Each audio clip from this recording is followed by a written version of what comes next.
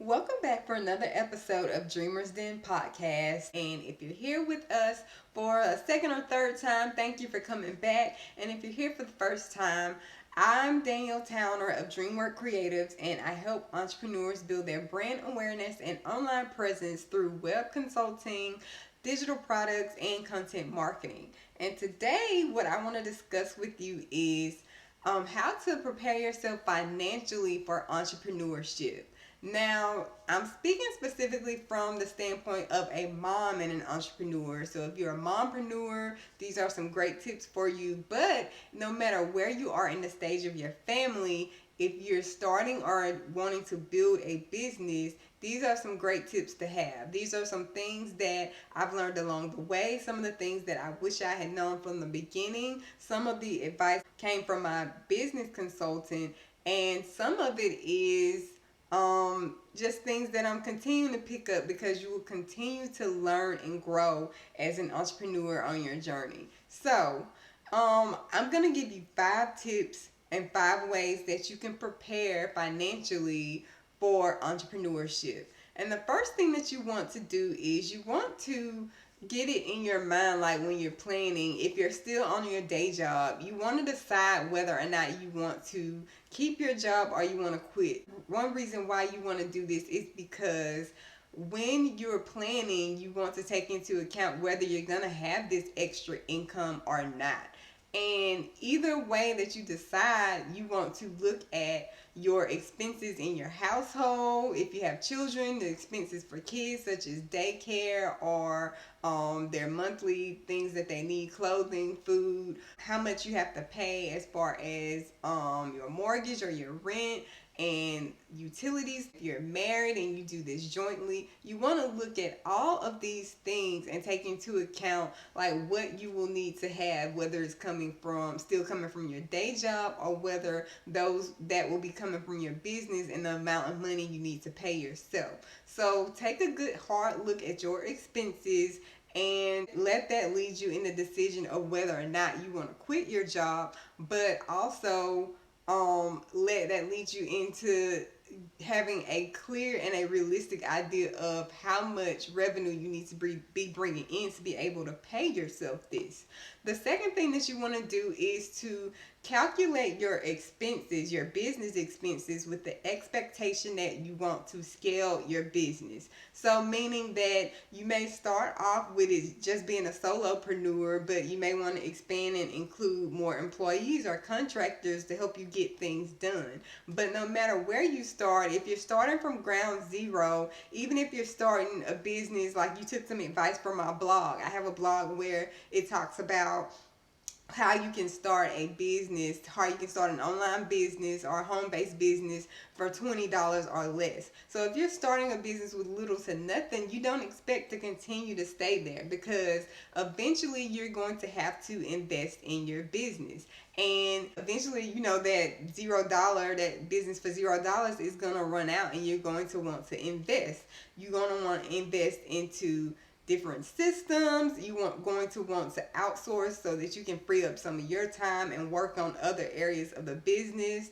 And these things are going to work together to help you to bring more money into your business. So you want to, from the beginning, calculate where you anticipate or expect the business to go and how much it's going to cost to add in these outsourcers, these other entrepreneurs, to hire more people, or to bring in more systems and tools into your business. Now, these can start off as small monthly amounts. These can be annual amounts that may save you some money, but you want to look at where you expect the business to go, and you want to look at how much it's going to cost you to add these extra systems into your business. If you want to grow, you want to eventually start investing into your business. And one thing that I did as I continued to grow and I planned out my different milestones and where I wanted to take things every month is I took a portion of my money, a portion of the money that I was bringing in each month, a part of it went to investing into tools, specifically tools that would save me time and keep me from having to do everything manually. So a part of it went to tools and automations that I still use in my business and that I continue to find areas in my business. I looked at areas that, needed automations and tools, or that had things available that I can put into that business, and I started putting money into that. The other thing that I did is that I started outsourcing the tasks that I didn't have time to do, or things that I may have needed help with. Even though I'm good at different things, there are other people that are better at those things. So once I learned the system or had a system in place, I started looking at outsourcing and collaborating with other entrepreneurs and paying them to do certain things in my business. So both of these things free up time. It helps to have a smooth running system, and it helps the business to grow. So that's an example of what I mean by calculate your expenses in the beginning with the expectation to grow, so that you can already prepare for what you'll need to set aside, how much money you'll need to make to get there, and how you can continually help things to scale up.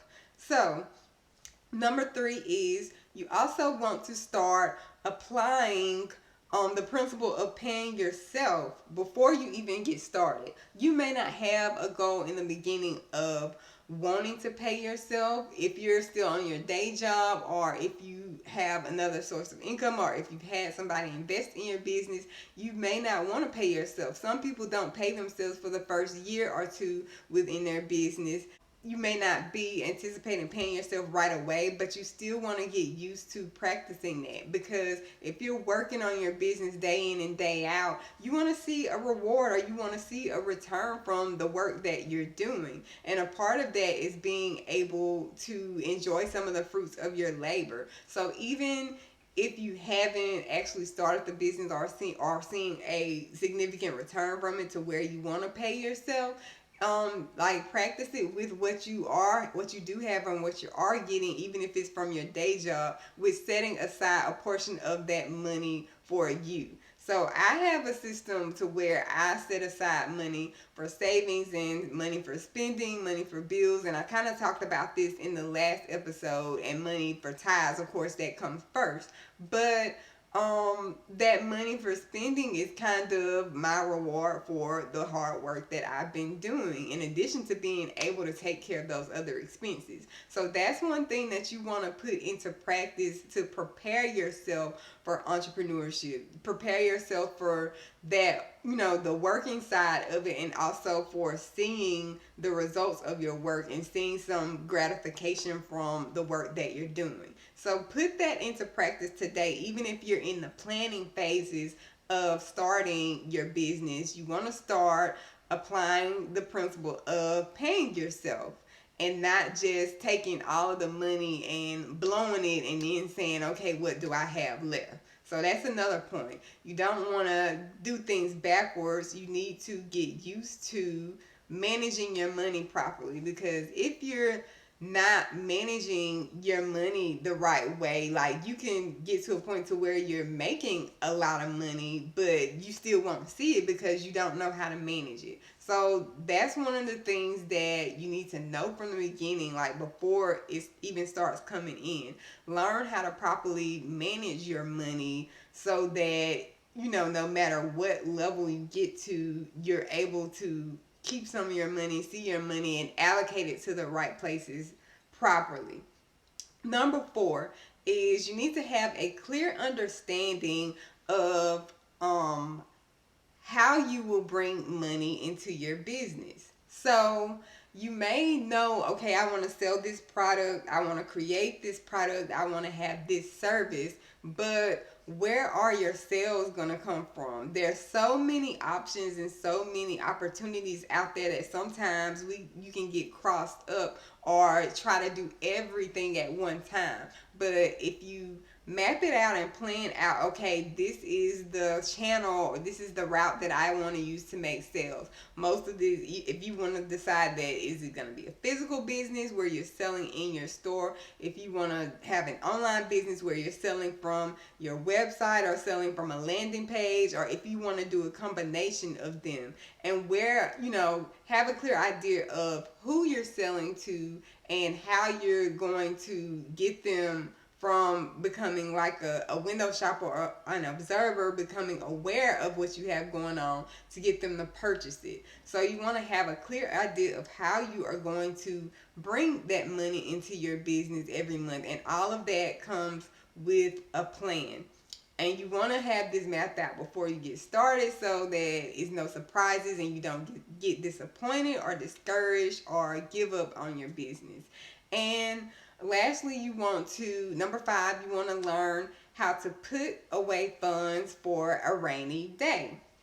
And the reason why I say this is one thing that you'll come to know, or if you're already in the business, you'll come to know that part of business are the ups and downs. Like, no matter how people try to make it seem like everything is all good every day, there are ups and downs. I mean, it's good to stay positive about it, but you want to plan for it on the back end because you know that it's inevitable. It's inevitable in life, and it's definitely inevitable in business. So that's another reason why you don't want to just have funds coming in and going out, and actually have a plan of where you're going to distribute these funds and where they're going to go. Because if there comes a month where it's slow, if you have a business that's seasonal, then you've already prepared for that and you have money in place to be able to keep the business going, keep those expenses going. You have that cash flow in place.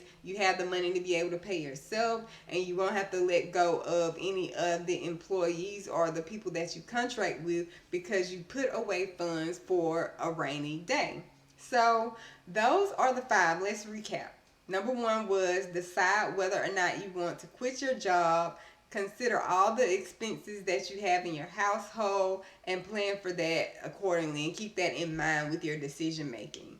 Number 2 is you want to calculate your expenses with the expectation to scale. So plan for growth from the beginning, not working your way backwards. Number 3 is start applying the principle of paying yourself before you actually do it. So whatever it is that you need to do, whether you're using your paycheck or whatever it is, get used to distributing your funds and not just taking in money and spending it right back out. Get used to paying yourself a certain percentage or a certain amount on a periodic basis, whether that's weekly, bi-weekly, or monthly.